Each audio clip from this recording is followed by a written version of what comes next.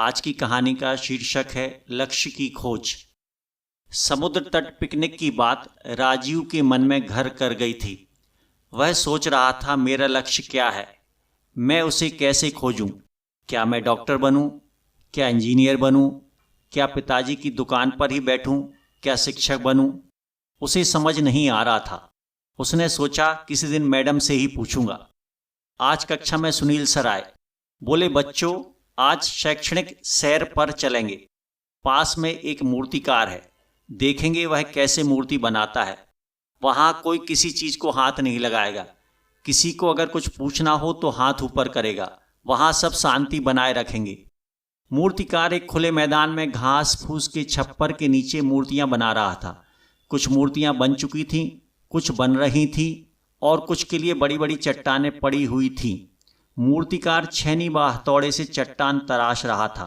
बच्चों को देखकर उसने अपना काम छोड़ दिया और बच्चों को मूर्तियां दिखाने लगा।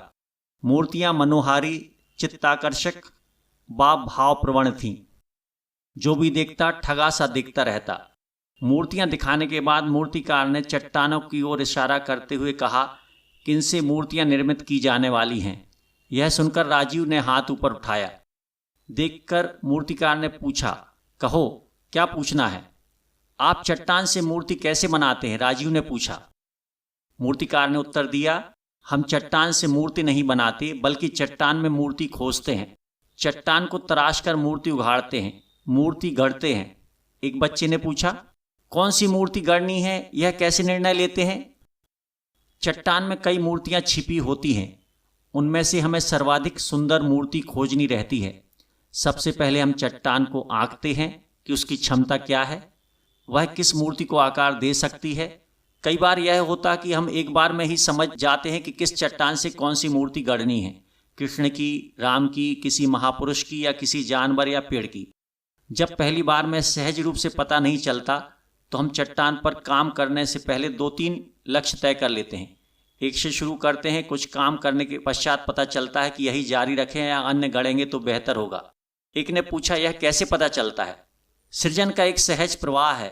सृजन के दौरान जब हम अच्छा महसूस नहीं करते या अत्यधिक अवरोध आते हैं तब हम समझ जाते हैं कि हम सहज प्रवाह के विपरीत बह रहे हैं। यह समय रुकने का, शांति से बैठने का होता है। थोड़ी देर में शांत मन में कुछ कौंधता है, वही सहज प्रवाह का इशारा होता है। उस इशारे में खुशी छिपी होती है और हम अपना लक्ष्य बदल लेते हैं। एक ने पूछा, जो 2-3 लक्ष्य आपने मूर्ति तराशने के पहले सोचे थे, क्या सहज प्रवाह उन्हीं में से बताता है?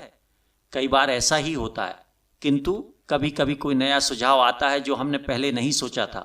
हमें हर तरफ से खुला, प्रयोगवादी व तैयार रहना पड़ता है।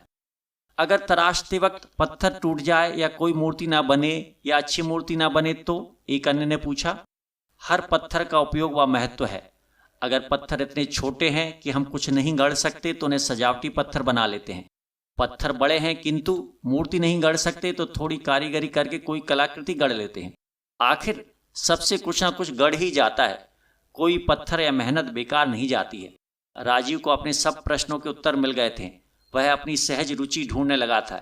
वह अपने 2-3 लक्ष्य भी तय करने लगा था। उसने संकल्प लिया कि वह एक पर मेहनत शुरू कर देगा।